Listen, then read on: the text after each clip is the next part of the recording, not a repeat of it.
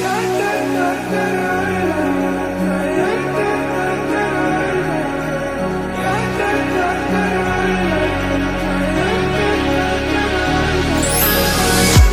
you're still thinking of me, just like I.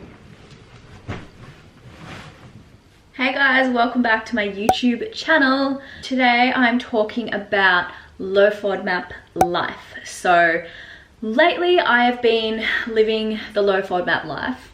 What is low FODMAP? So today I'm going to be talking about what low FODMAP is, why I'm doing it, and what I eat in a day to cater to the low FODMAP lifestyle. When it comes to my digestion, I've had like endometriosis, and from that I was like hospitalized because I had a surgery that went wrong. I haven't really spoken too much about it on my YouTube channel, but basically they went in to remove the endometriosis or check if I had it, accidentally punctured my bowel, sent me home for a week to recover. My bowel was literally like leaking crap all throughout my body, known as peritonitis, which shuts down your organs and kills you basically. I was so lucky to not die. Ever since then, like I went back to hospital, I had to have bowel surgery, lung surgery, all of the surgeries to fix what had been going on. Since then, which was in 2010, 2011, I have had like just not great digestion, and I've worked with heaps of naturopaths,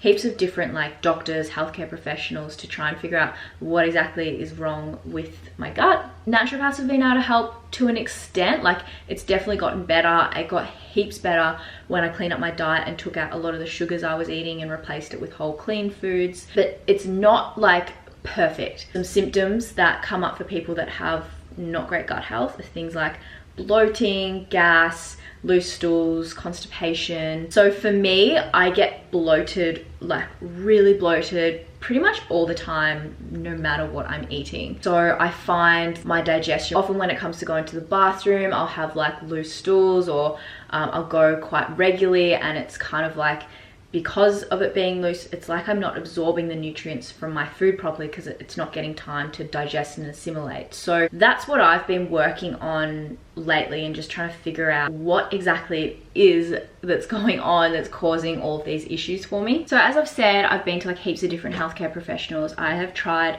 so many different things, like throwing supplements at it, going on weird diets like the Candida diet, like taking out carbs, taking out fats, taking out reducing things. I don't really drink alcohol. I don't know, it's kind of like everything. I've been pretty good, guys. Like I've tried a lot of things. So I haven't tried low FODMAP. Now, what low FODMAP is, I'm gonna try and pronounce these correctly. Forgive me if I get it wrong. So 6 letters, FODMAP, and then there's 5 parts of that. F stands for fermentable, the O stands for oligosaccharides, the D stands for disaccharides, the M is monosaccharides, and polyols. I don't know if I got those right.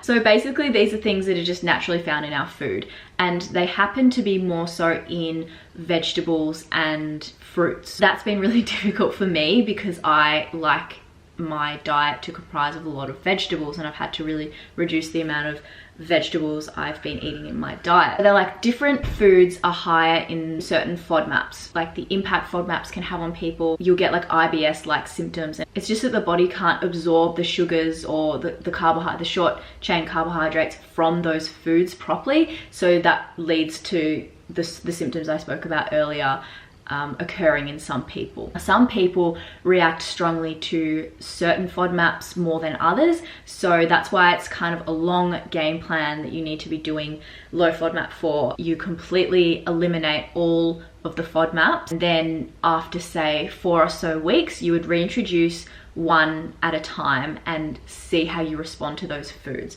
So my plan is to eliminate them all for 4 weeks, see how I'm feeling. I might go for longer, or I might at that point start reintroducing the FODMAP foods. Alright guys, so just keep in mind as well, I'm no expert in this area. Like I'm not a dietitian or a nutritionist or anything like that. I'm just someone who is going through this process themselves and trial and error,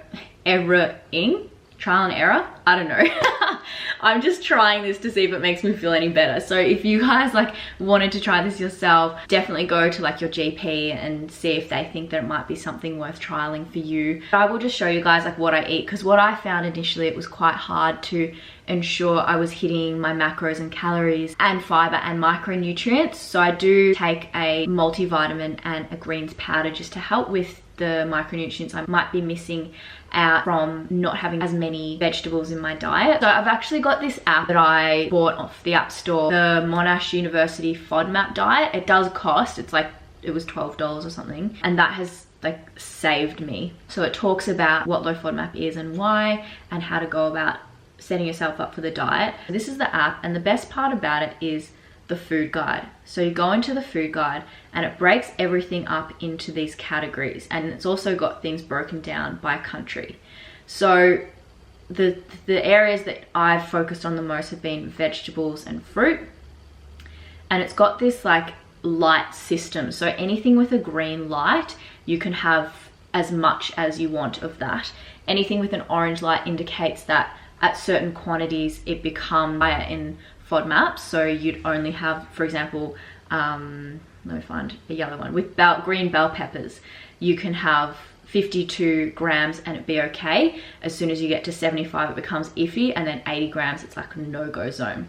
Anything that's red, basically you just can't have. With the green ones as well, like you can see broccoli is okay. So you can see that there are a lot of vegetables in here that you wouldn't be able to eat, which sucks. Most of the things that you can have are like green kind of leafy things. As you can see here, a lot of lettuce and stuff is okay. A lot of mushrooms are not so good. Onions and garlic are just a no-go. Peas, no good. And then you can see there's like certain types of things, like butternut pumpkin, no, but a Japanese pumpkin, yes. So I've been eating a lot of Japanese pumpkin, a lot of potato. Like you can see here, the potato has completely green light, so you can eat, like, you go into it and see that all of the FODMAPs are okay with that one. But sweet potato, not so good, and that is because of the mannitol in it. So sweet potato, you can have up to 75 grams. And then when it comes to fruit, that's really interesting too. A lot of them are very high. Strawberries are okay, and pineapple, so I've been eating a lot of those because they hit the sweeter cravings. But then you've got like your raspberries, nut, watermelon, nut, so heartbreaking. So with all of that in mind, I've come up with a list of foods that I have been rotating and circulating through with my meals. So now I'm going to show you guys a day of eating for me. Enjoy. Okay, meal numero uno is breakfast, obviously. And I usually like to fast, I usually like to eat at 10. I'm really hungry today, so it's 9 o'clock and I'm going to have a breakfast of egg whites with peanut butter and strawberries. And I'm also having this overnight oats. So I like to have protein with every meal just because it helps with satiety and keeping you full. So in this, if I don't put protein powder, I'll have like some eggs or some egg whites with it to get that protein in. So this is just overnight oats that I made last night. So in it, it has rolled oats. I think there's 50 grams of rolled oats, 10 grams of chia seeds. There's some frozen strawberries in there, almond milk, cacao powder, and peanut butter powder. And I'm gonna show you guys how I make my egg whites. I feel like I've shown this so many times before, but people keep asking, so it's like, it's very simple, but I'll show you guys anyway. So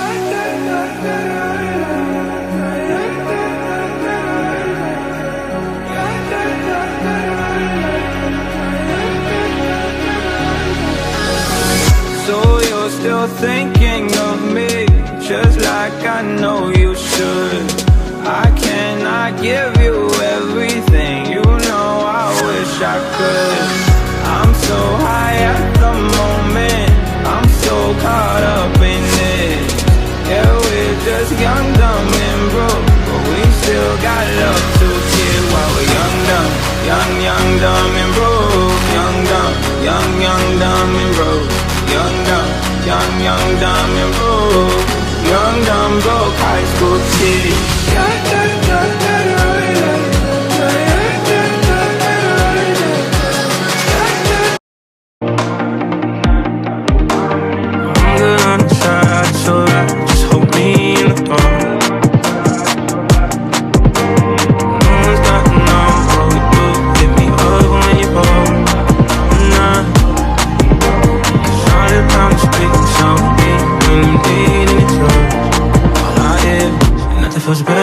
than this. Nothing feels better. Nothing feels better than this. Nothing feels better. Nah, we don't got high. This is better than this. Nothing feels better than this.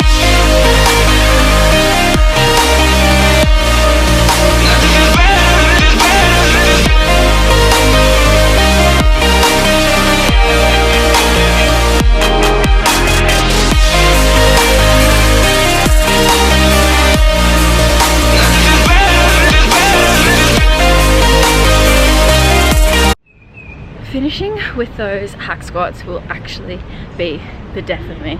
It's like on the last set you just have to basically go to a failure, which I didn't film. I only filmed the first set, so the heaviest set for you guys. But that was my strength workout. That was full body split, focusing more on push. So that was the first exercise I started with. So it was a push dominant day, but it was still full body because I was still hitting every muscle group. So yeah, now I'm dead. I'm gonna get stuck into some work, so bye. Almost tripped over. I'm just in the kitchen now making lunch. I'm having salmon, capsicum, broccoli, pineapple, green beans, and some rice. You guys are sitting on the rice cooker right now, so if there are noises or steam, I think there is. Yeah, that's what that. Salmon, broccoli with green beans. You can have 75 grams, so I'm having 75. You can't have more. With the capsicum, you can have as much as you want. Pineapple, the same, and broccoli, I'm pretty sure is 75 grams. So I'm just gonna make that meow. Young, dumb, broke high school kid. Young, dumb, young, broke. Young, dumb, broke high school kid. Young, dumb, young, broke. Young, dumb, broke high school kid. We have so much in common.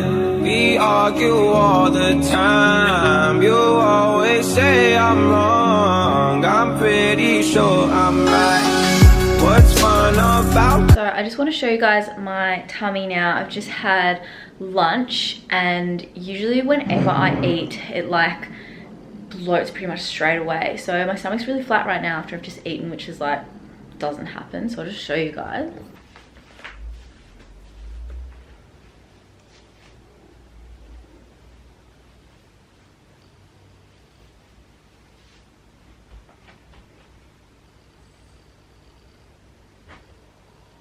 Like, obviously whenever you eat, your stomach expands because there's food in it, but usually it sits out like really bloated. So maybe this low FODMAP thing is actually working. Are we feeling this look? I'm feeling really cute, like little scrunchy tracksuit sweats. Just dolling up from the top up for the camera, and then actually yeah. Vlogging realities. Okay, so I am just making dinner now. I'm going to be having steak with potatoes, some capsicum, some broccolini and zucchini, and then I'm gonna have a little dessert of oats. Let's get into it. Commitment when we have all life to live. Yeah, we're just young, dumb, and broke, but we still got love to give. While we're young, dumb, young, dumb, and broke. Young, dumb, dumb, and broke. Young, dumb, dumb, and broke. Young, dumb, broke high school kid.